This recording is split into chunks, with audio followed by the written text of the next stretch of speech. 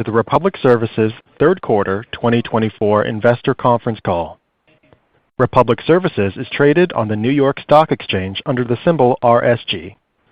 All participants in today's call will be in listen-only mode. Should you need assistance, please signal a conference specialist by pressing the star key followed by 0. After today's presentation, there will be an opportunity to ask questions. To ask a question, you may press star, then 1 on your touch-tone phone. To withdraw your question, please press star, then 2. Please note this event is being recorded. I would now like to turn the conference over to Aaron Evans, Vice President of Investor Relations. Please go ahead. I would like to welcome everyone to Republic Services third quarter 2024 conference call. Jon Vander Ark, our CEO, and Brian DelGhiaccio, our CFO, are on the call today to discuss our performance. I would like to take a moment to remind everyone that some information we discuss on today's call contains forward-looking statements, including forward-looking financial information, which involve risks and uncertainties and may be materially different from actual results. Our SEC filings discuss factors that could cause actual results to differ materially from expectations. The material that we discuss today is time-sensitive. If, in the future, you listen to a rebroadcast or recording of this conference call, you should be sensitive to the date of the original call, which is October 29, 2024. Please note that this call is property of Republic Services, Inc. Any redistribution, retransmission, or rebroadcast of this call in any form without the express written consent of Republic Services is strictly prohibited. Our SEC filings, our earnings press release, which includes GAAP reconciliation tables and a discussion of business activities, along with the recording of this call, are available on Republic's website at republicservices.com. I want to remind you that Republic's management team routinely participates in investor conferences. When events are scheduled, the dates, times, and presentations are posted on our website. With that, I'd like to turn the call over to Jon. Thanks, Aaron. Good afternoon, everyone, and thank you for joining us.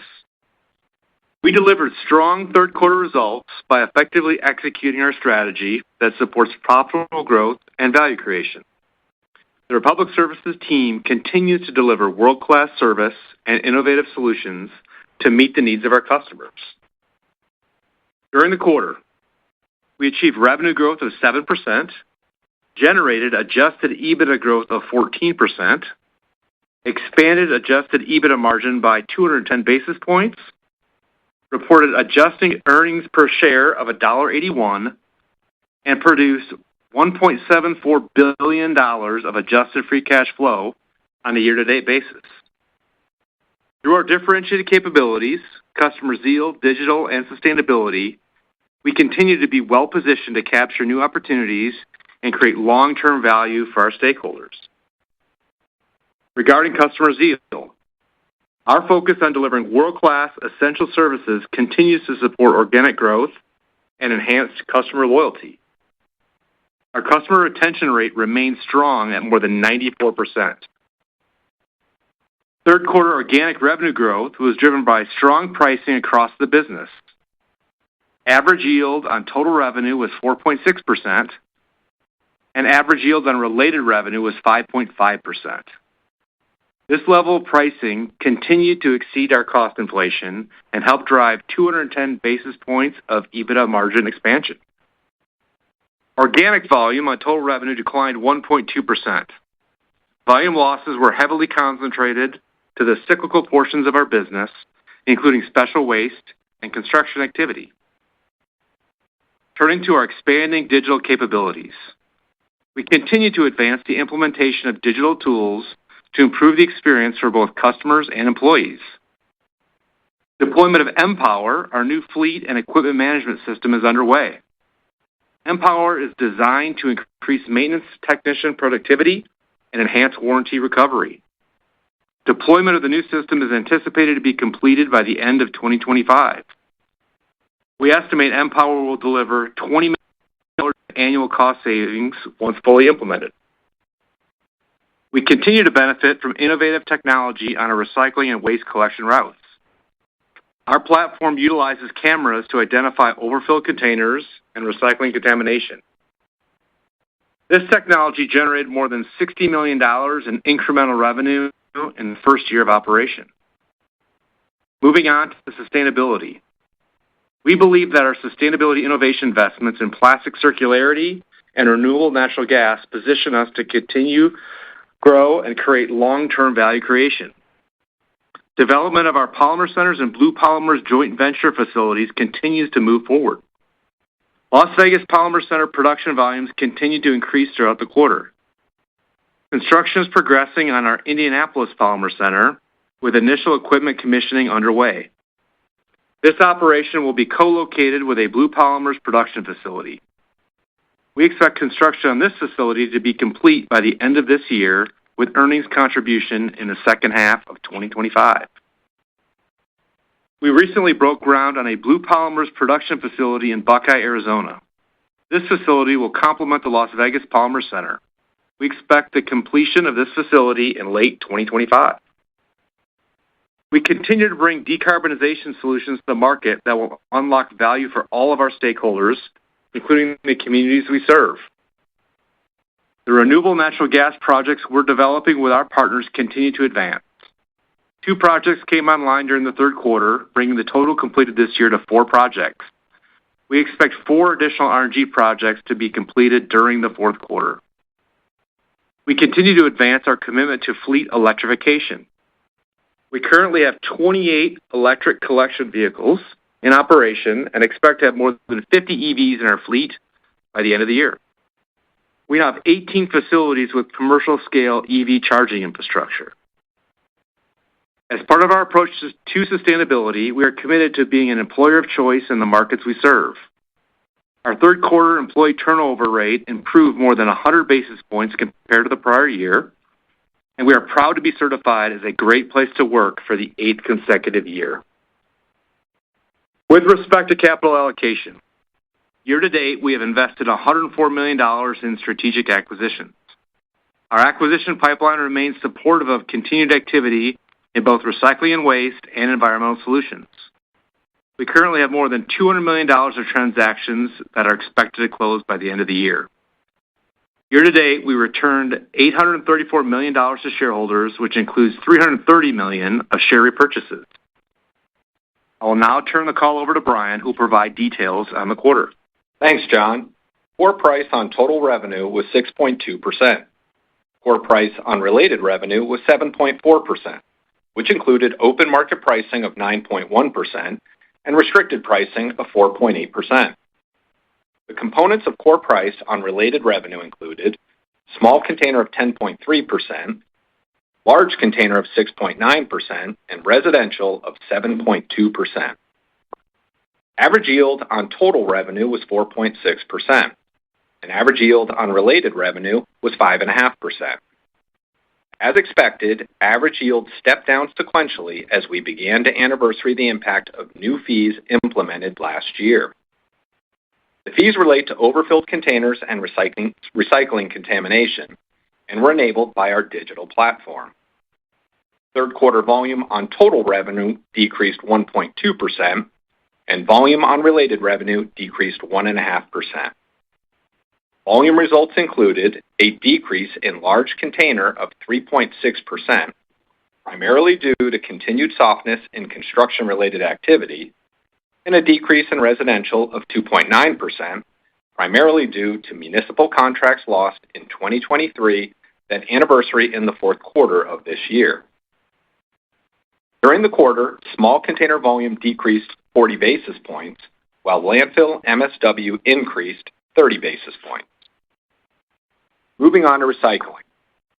Commodity prices were $177 per ton during the third quarter.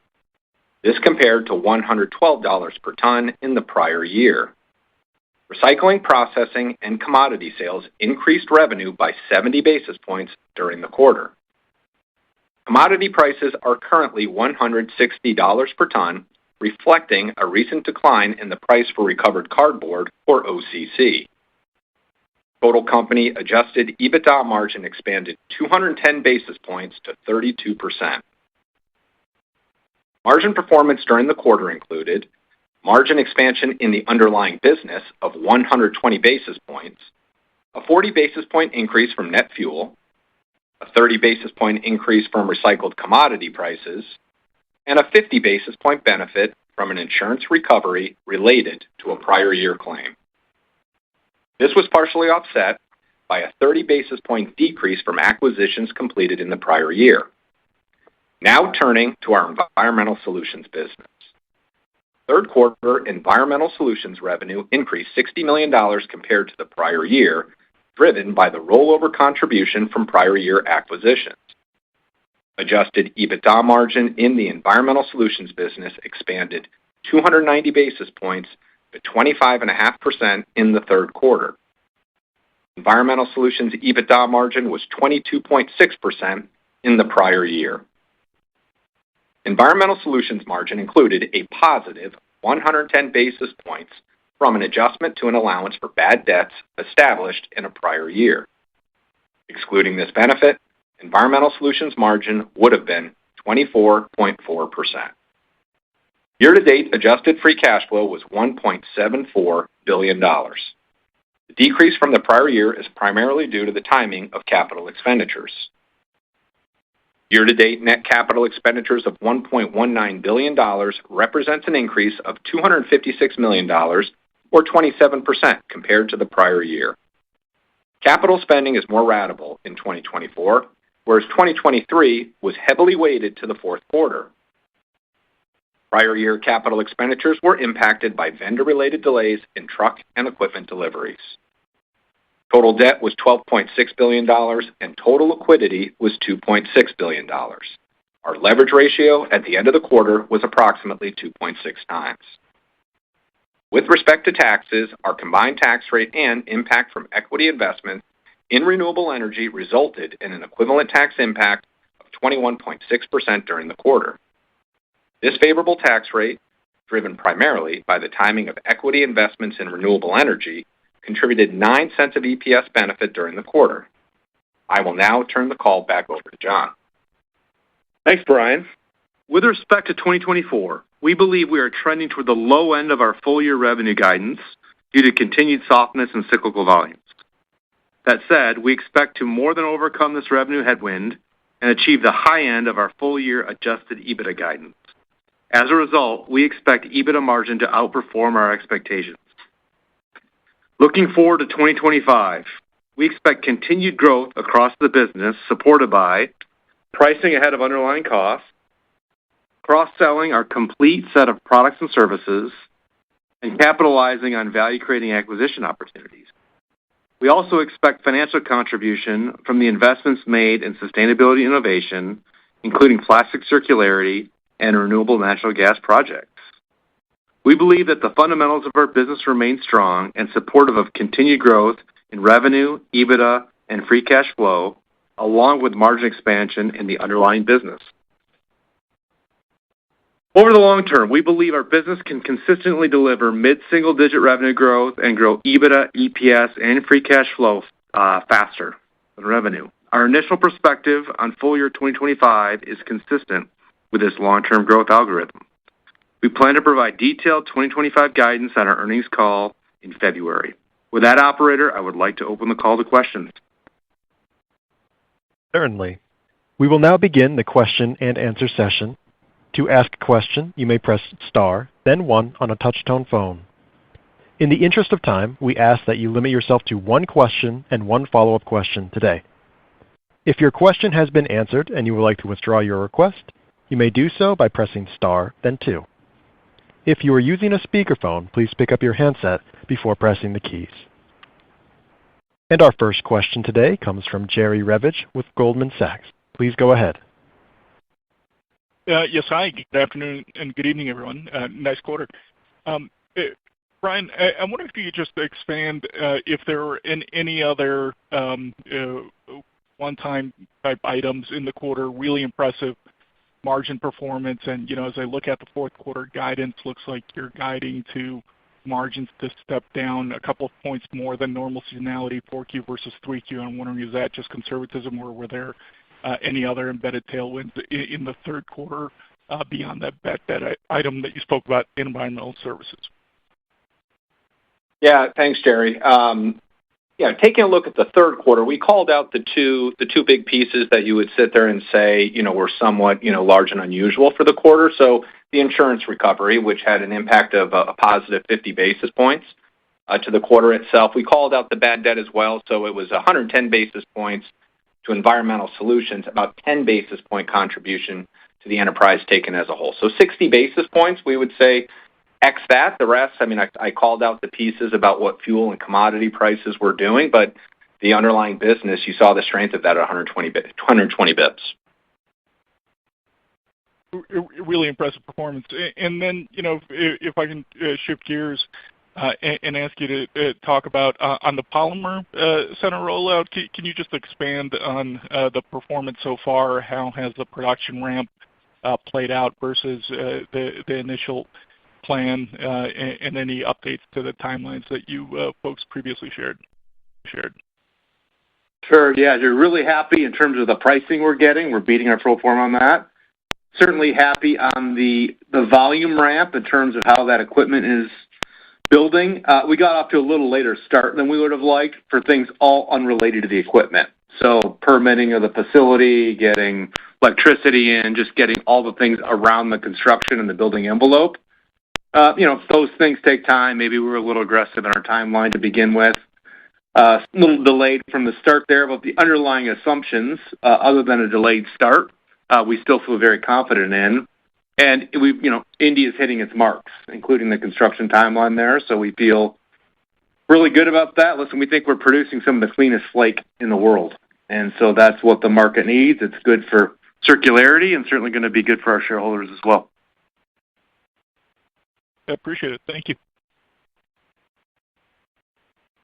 Your next question today comes from Trevor Romeo with William Blair. Please go ahead.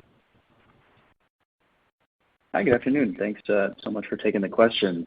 I had one kind of on pricing, thinking about open market versus restricted.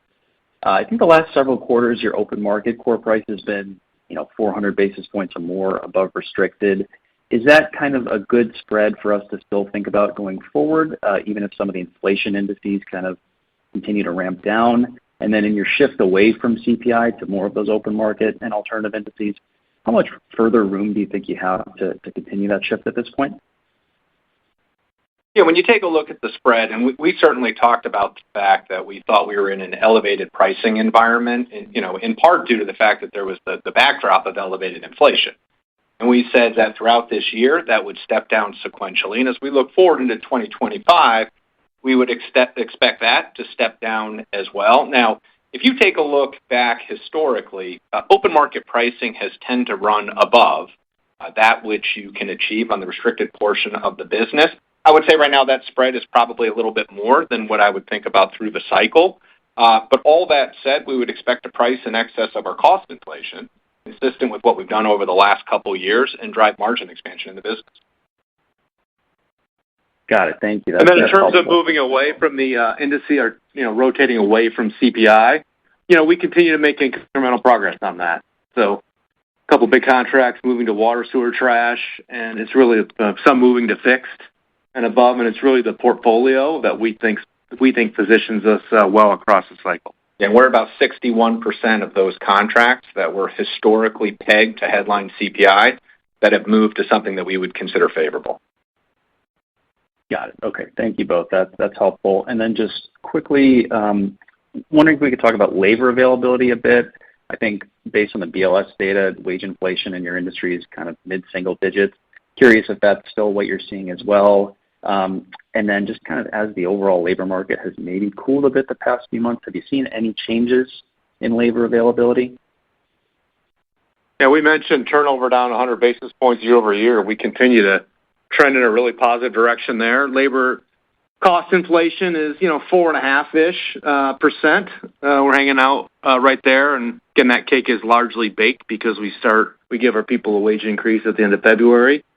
On that front, we expect that to step down marginally as we move into next year, based on where the current numbers are pointing. And then, yes, labor availability is improving. There's still categories like technicians, which have been, historically tough in this industry, and they're getting tougher. And that's why we vertically integrated into technical education and started our own tech institute and are growing our own and having a lot of success fielding entry-level techs out of that center. Okay, thanks so much. Appreciate the color. And your next question today comes from Toni Kaplan with Morgan Stanley. Please go ahead. Thank you so much. I was hoping to ask for some additional color on the core price deceleration this quarter. I know you mentioned the anniversarying of the new fees from last year. Obviously, that was expected. Anything else that you would point to in the quarter to call out that was notable in terms of the price environment and how we should be thinking about it, as we progress through the year?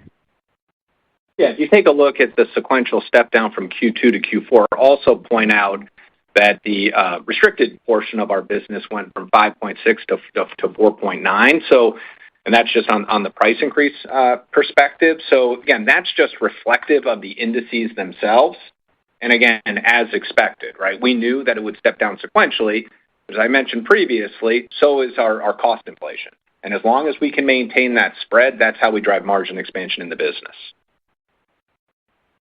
Great. And I did want to ask about volume as well. I know you mentioned the special waste and the construction softness. Should we continue to expect those trends to continue in the upcoming quarters? And anything else to call out on the volume side would be helpful. Thanks. Yeah, listen, I think across the industry in the last 12 to 18 months, we're in a flat to slightly negative demand environment from a unit standpoint. So probably hasn't been talked about or well understood on that front, and it's the cyclical portions driving that. It's also true a little bit in the industrial side of the business, to where in large container permanent, right, we're gaining customers, so we're gaining share there, but we're seeing activity that has continued to be relatively soft at individual customers on that front. Look, on the construction side, whether this happens in 3 to 6 months or it happens in 9 to 12 months, I'm optimistic on that side of the business for both commercial and residential. Interest rates coming down certainly helps with that. You've got both sides of the aisle talking about housing policy. We've underbuilt single-family homes in the United States in the last 15 years, and so there's a lot of pent-up demand on that front. And then we're starting to see some really interesting signs here on special waste and the industrial activity, and there's always a little bit of paralysis in an election year. And we're starting to see a pipeline that's been actually quite strong all year, but jobs haven't moved, and those jobs are starting to move here in the fourth quarter. So we're pretty optimistic for the remainder of the year and certainly into 2025. Super. Thank you. And your next question today comes from Kevin Chiang with CIBC. Please go ahead.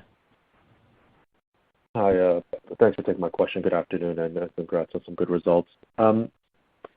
I think on the Q2 call, you mentioned, just on M&A here, you had mentioned, I think, about a $300 million pipeline that were in advanced stages. It looks like you've booked about $200 million in Q3 here. Just wondering, as we think of that incremental $100 million, is that something you think you can close by year end, or is there an update to that pipeline as you kind of work through that pipeline? Maybe broader backdrop, coming off 3 really great years of M&A. Our commitment to M&A has certainly not dwindled, and our outlook and our optimism going forward hasn't changed. There's always some ebb and flow. So we closed a couple of really big deals in Q4 last year. First half got off to a little bit of a slower start this year. If you put together what we've already done this year and what we expect to close in the fourth quarter, we're more like $300 million, where we gave you an indicator of closer to $500 million at the start of the year.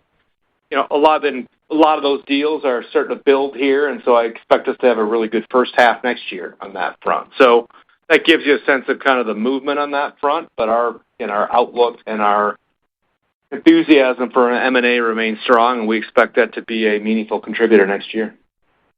No, that's helpful.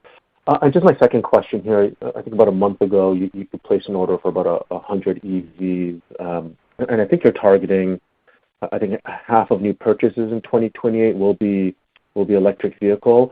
I guess when we hear other commercial fleet operators, there seems to be a growing pushback on I guess, adopting this technology, whether the argument is the technology is not ready yet or infrastructure is not ready yet. Just as you think of your EV strategy in that 2028 timeline, just I guess how you see the OEMs, their ability to keep pace, I guess, with the targets you have, I guess, looking out kind of 4 years from now. Yeah, I definitely there'll be people that move faster and people that move slower. I mean, we've learned from all kinds of experience here that EV isn't just a truck, it's a system. So you need to understand, how to put in the infrastructure and get after that early. You need to understand the incentive environment on that front because that certainly accelerates adoption and shortens the payback period. And we've had teams working on that for 3 years.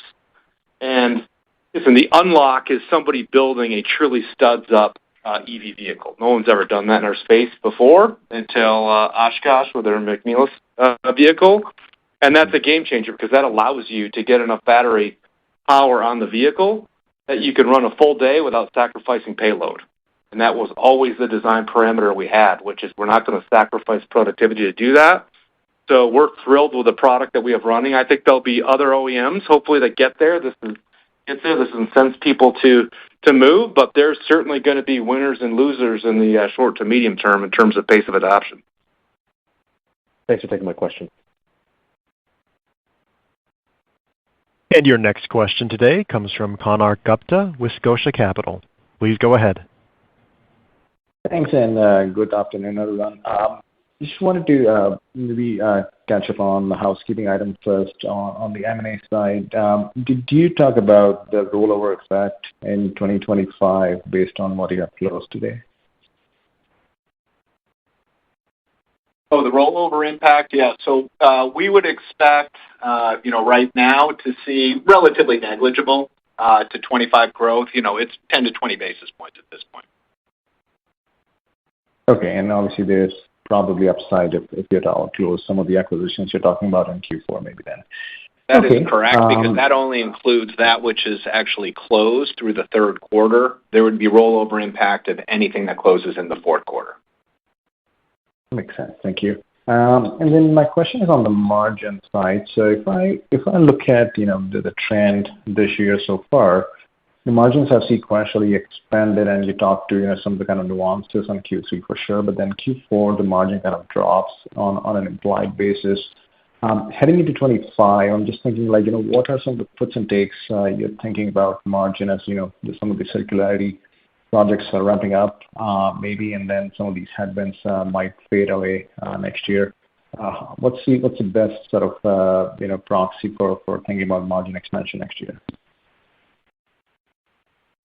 Yeah, we're certainly not giving 2025 guidance, but an outlook that we've talked about in the prepared remarks, and we mention often to investors, is that we want to go revenue mid-single digits and then grow EBITDA margin or EBITDA slightly faster than that, which implies EBITDA margin expansion, and free cash flow slightly faster than that. And EBITDA margin across the cycle, kind of think 30 to 50 basis points. Obviously, this year is going to be stronger than that, but we would certainly go into next year kind of in that zip code in terms of our expectations of how we're going to expand margin in the business. Okay, that's great. I appreciate the time. Thank you. And your next question today comes from David Manthey with Baird. Please go ahead. Thank you. Good afternoon, everyone. It's less than 3 years since the ECOL acquisition, and I believe you said that the EBITDA in Environmental Solutions was about 24%. Going back to 2021, ECOL standalone targets were like 17, and I think 40 million of synergies probably picks you up 300 or 400 basis points. Is the delta there, the remainder, is that just improved pricing, or is there any kind of acquisition mix benefit in that improvement as well? Any help you can give us there? Yeah, no, all above. It's listen, every lever. So starting out with, on the revenue side, it's customer mix. So we're going through verticals and understanding willingness to pay and where we have pricing power and what the more profitable verticals are and less profitable verticals. So you've seen some customer churn in that space this year as we've certainly pushed price because our services are valuable and found lots of willingness to pay and a few people that want to experience lower quality for a period of time. up front. And then just the pricing of the top-line pricing, very tactical account-level pricing, kind of looking at every lever there. Still more upside, certainly there going forward as we put in the systems and technology to give our team members better tools on that front. And then, good cost management, cost discipline, right? Better labor utilization. As we get bigger, especially on the field services side of the business, you're able to deploy labor in different markets and therefore get better utilization rates on that labor. So really proud of the team and the work we've done there. We said we thought we could get to 25% as a midterm target, and there's some ebb and flow across quarters, of course, but we've made faster progress than I think we originally anticipated and have high aspirations for that business to grow both units and margin going forward. Yep, I appreciate it. Thanks very much. And your next question today comes from Tobey Sommer with Truist Securities. Please go ahead. Thanks. Following up on the environmental services and U.S. ecology business, is your changes in your view on the long-term margins that you think you can approach over sort of many years in that business? And I'd love to get your perspective on the disposal market digesting incremental capacity. I think there's an incinerator coming online. Yeah, it's about 25% free cash flow converges with the recycling and waste business across the cycle, just given the lower capital intensity of that business. Over time, the longer term, we don't see a constraint of why EBITDA margin in that business couldn't be very similar to the recycling and waste business, just given the nature of the products, right? These are very technical, complicated waste streams. Limited number of outlets, requires a lot of environmental compliance to handle those appropriately on that front. And so we think that's very valuable service, and we're going to continue to price for that over time. In terms of new incineration coming online, it's welcomed. The industry has been short supplied for a long period of time, and we don't see that as a challenge or a constraint. We see that as an opportunity because there's pent-up demand that new capacity will be able to fulfill. Thank you. In terms of the pace of M&A, it's been a little bit slower than I had anticipated year to date. I was wondering if you could speak to that, as well as the margin profile of the targets generally. I'm wondering to the extent supply chain, fleet, wage growth, technology, and other factors have actually sort of pressured the margins of the targets that you're looking at. Yeah, I mentioned the ebb and flow pace of M&A. Again, it's not. We're going to stay disciplined. I think in fact, we just looked at this. We're 8-1, right? For every 8 opportunities that we look at, eventually we close one of those because we're going to be very disciplined. First, it's going to have to meet our strategic hurdle. Are we the natural owners for this, or is it a fit? A, and then B, does it meet our financial stream on that? And so we're looking for cash-on-cash returns, double-digit. Post synergy on that. So we're going to remain very disciplined. And again, there's ebb and flow, lots of conversations. Sometimes those things break quickly, and sometimes they take a little longer, right, in that front. And that's the period we're in right now. But our enthusiasm has not changed. In terms of the margin profile, it's less about what it has today and more about what it can become, because oftentimes in these businesses, we're going to park the trucks, right? We're going to recapitalize the fleet. We are going to layer in to our IT system, right? Some of those drivers will come over. Some won't because we layer it right into our density, and so we can take routes out of the system and do the same amount of work, and that's why we drive so much value in these deals. Thank you very much. And your next question today comes from Tyler Brown with Raymond James. Please go ahead. Hey, good afternoon, guys. Hey, Tyler. How you doing, Tyler? Hey, I got a couple questions here. So first, I want to kind of come back to the implied Q4 guide. But if I use the high end, it implies that Q4 is around $1.2 billion, which I think is down high single digits from Q3, which is just worse than normal seasonality. Now, I get that you've got the 60 basis points from bad debt and insurance, but it still feels a little conservative, or am I missing something? I would say that the opening remarks we talked about, low end of the revenue guide, high end of the EBITDA margin guide. we're getting toward the end of the year. We're focusing our plans on 2025 on that front. We don't put a lot of time and attention and energy in getting decimal level accurate, right, on updating the guide. We gave you the markers for feeling really good about where we're going to end up Q4 and into 2025. Okay, that's fair. And then just to be kind of clear on the implied volume guidance in Q4, is there any benefit from hurricane cleanup efforts in there? There may be a little bit. Again, we don't plan on that, certainly. Sometimes you get actually quite a nice lift coming out of these. Sometimes you get a little less than you think about. Our primary focus is first taking care of our people. Some of them have been deeply impacted, especially in Helene, and so we're going to get them back on their feet. And when they're back on their feet, they can get back to work on that front. And then on the back end, oftentimes we end up making some money that helps pay for that and more. But if that comes, that's just icing on the cake. Okay. And then I want to kind of come at 25 a little bit different because I think there's actually quite a bit going on next year. There's actually a number of moving pieces, discrete pieces, if I'm not mistaken, because I think you have blue polymer plants coming online. You mentioned that. I think your RISE platform still has some incremental benefits that you should get. I think you have maybe $40 million of savings to go there. I think Empower comes on. That's going to be modest benefit. You should have at least some benefit from RNG. So, Brian, I don't know if you can, but can you kind of maybe bucket all that together? But how much do those incremental drivers help 25? Is it 50 million, 100 million? Just any broad buckets would be very helpful if you can. Yeah, let's take those.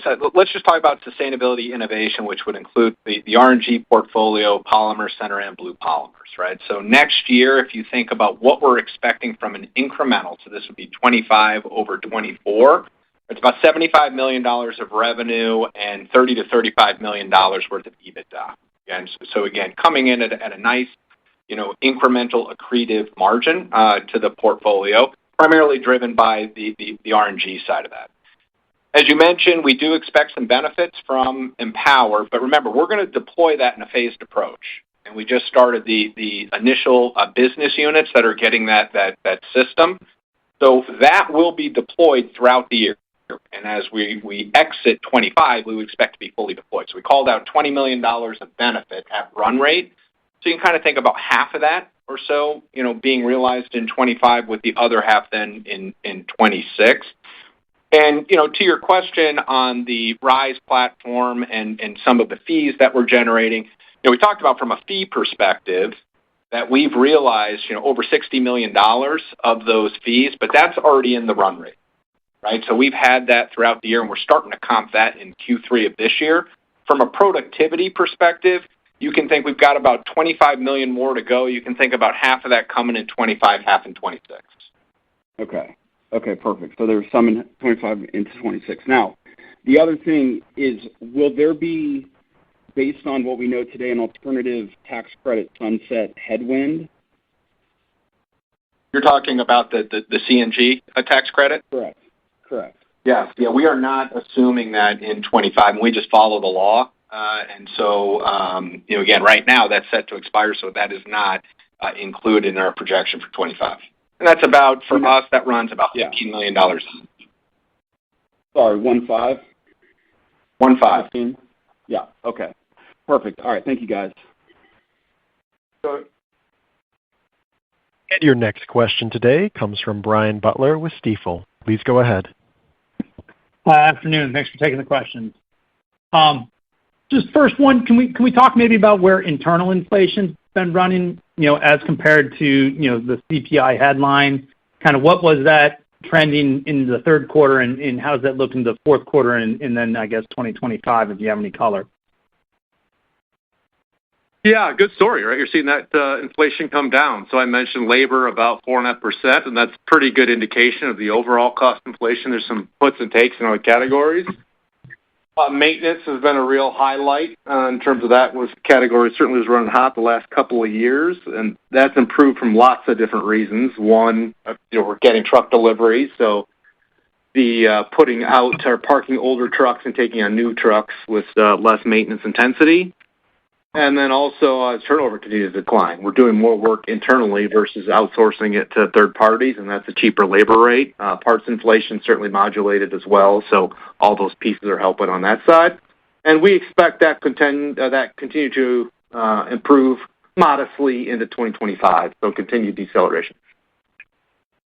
Okay, great. And then when you went through the buckets kind of on what rolls into 25 for sustainability, e-power, right? How should we think about the capital spending that's attached to that versus what was spent in 2024? Relatively consistent, if you think, because remember, when you think about what we're doing when we're investing in RNG, when we're making those investments, that's in a JV structure, so that comes through more like an acquisition than it does CapEx. But when you think about, Polymer Center, and when you think about what we're going to do from an EV perspective, we would expect those to be, on par what we did this year, slightly higher, but nothing of note to change the CapEx as a % of revenue. Okay, great. Thank you. And your next question today comes from Noah Kaye with Oppenheimer. Please go ahead. Hey, thanks, folks. I think we said last quarter, 32% EBITDA margins could be achievable over time, and well, here you are. So well done. I want to ask about environmental solutions. I think in the prepared remarks you mentioned it was largely due to acquisitions that there was revenue growth. Can you just tell us a little bit about the organic trends in the quarter, maybe how you see the pipeline for ES shaping up? Yeah, there's certainly been growth. There's also been some churn, which I mentioned, right? And we are going to continue to test the bounds of customer willingness to pay. We believe you have to do that as a leader in the marketplace and when the services are highly valued. And we also know that customers come back around. They experience with a different provider and with high-quality service where we're engaged with them from a safety standpoint, sustainability standpoint, digital standpoint, that has value. And ultimately, those customers oftentimes come back on that front. So little flat, more flat this year from a volume standpoint than we would have hoped. The pricing obviously exceeded our expectations, and when forced to choose, I'll take that trade-off all day. Now, I push the team that we want to grow both units and price, and we'll have a plan to do that in 2025. Yeah, and to that point, you talked about maybe some faster pace of margin expansion, reasonable to think about for ES versus overall. You talked about the 30, 50 bips for the overall business. Sort of like 100 bips kind of the right, level on an annual basis to be thinking about the segment? Yeah, I think we've talked about 80 to 100 basis points kind of across the cycle. In some years that'll go faster, and some years maybe slower. But if you look at the trend, I think that's a ratable pace where we can take margin. Okay, very helpful. Yeah, I'll leave it there. Thanks very much. And your next question today comes from Sabahat Khan with RBC Capital Markets. Please go ahead.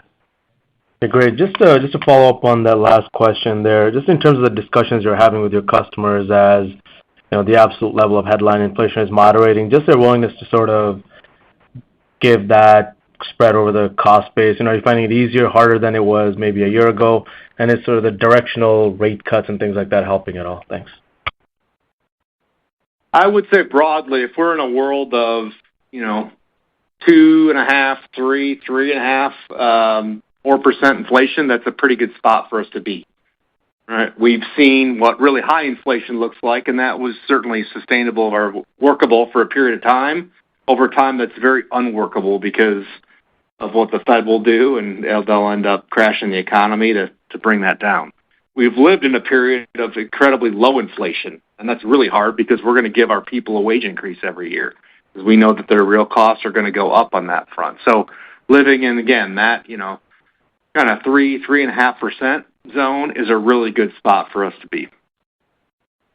Great. And then just on the volume front, maybe if you can just give some perspective on, I think as these rates get cut, I think you're indicating you want pricing and unit volume growth next year, ideally. Maybe just some perspective on what you're seeing on the economic activity, the cyclical units, and then secondly, where you are on the volume churn front, if there's any more that's still to come in 25. Thanks. Yeah, I think I mentioned in the past that from a turn standpoint, every time we do M&A, there's always going to be some work that we're going to churn out of the portfolio. There's going to be some municipal contracts we know that we are going to upgrade or replace in terms of pricing, and we know that there's likely some broker work that, we don't treat those as customers. We treat people who generate recycling and waste as customers. So that's going to get churned out of the portfolio. We're seeing some of that this year for sure on that front.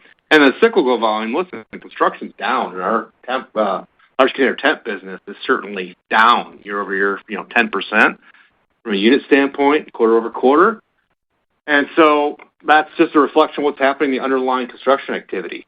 And I think what the really good news is given, again, this broader demand environment, which is when you put all the pieces together, right, something south of flat, right, you're seeing really good pricing behavior and conduct and performance. And I think if you take a look 20 years back, you just would not have seen that. You would have seen people chasing units to try to keep trucks utilized.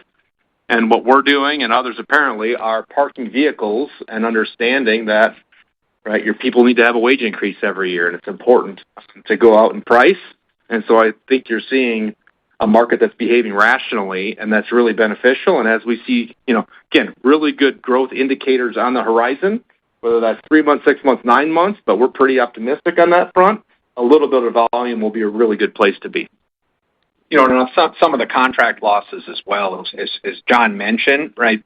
Some of this is just comping out some losses that happened earlier in the year. So, for example, residential, we were down 2.9% year over year in the third quarter. Most of that is going to anniversary as we exit the year. So it's not that we're necessarily expecting any sort of robust growth in residential. It's just the absence of a headwind that we've been experiencing all year long. Great. Thanks very much for the color. And your next question today comes from Faiza Alwy with Deutsche Bank. Please go ahead. Yes, hi, thank you. I wanted to go back to the 3Q versus 4Q margin trend. And, it seems like I get the 60 basis points of, potentially one-time benefit. But is it just taking a step back? Is it just commodity prices that are, coming down in the fourth quarter that reflects the change in, year-over-year margins? Or was there something in the prior year comp to be aware of? Or is there any other factor? Yeah, I would say, look, as you look at last year, from a prior year comp perspective, historically, you've seen margins step down from Q3 to Q4, and last year they were flat, right? They were equal to each other. So there's certainly a tougher comp. But as John mentioned earlier, we feel really good about our prospects and how we're going to finish up this year, and we'll be able to sit there and tell you how we finish out the year, in February. Understood. And then just a housekeeping question for 25, if you can. First, just want to confirm if there's any level of rollover acquisitions that we should be keeping in mind for 25. And then, anything below the line, whether it's interest expense, I know you have some notes that are coming up, or the tax rate, or any of those below the line type of things that we should keep in mind. Yeah, from a rollover perspective, as we said earlier, about 10 to 20 basis points of rollover based on that which is already closed. Obviously, that would increase for any deals that we close in the fourth quarter, right? So we can give you, some of that flavor when we get back together in February. As far as some of the other components, if you can take a look at the maturities of what's coming due next year, they are at lower rates than, current rates. So we would expect some, increase in overall interest expense just due to rate on the fixed rate debt, but nothing overly significant. Great. Thank you. And your next question today comes from Stephanie Moore with Jefferies. Please go ahead. Hi, good afternoon. Thank you. Good afternoon. Good afternoon. To follow up to actually Tyler's question, I appreciate the quantifying the benefit of some of your digital efforts and the RISE platform, but maybe you could remind us what is left in terms of kind of rolling out some of those systems and capabilities. I know this year was putting a lot of tablets in the cabs and making sure you're capturing some of the overcharge and surcharges. What's next as we think about 2025 as you phase in, the next batch of capabilities? Thank you. Yeah, I mean, now that you've got the platform in place, really kind of ratcheting up what you do from a route sequencing in order to sit there and optimize those routes, and then ultimately adherence, right, to make sure that the drivers are running the routes as designed. So, again, we put this flavor out there before, is that a minute across our system is worth about $5 million annually.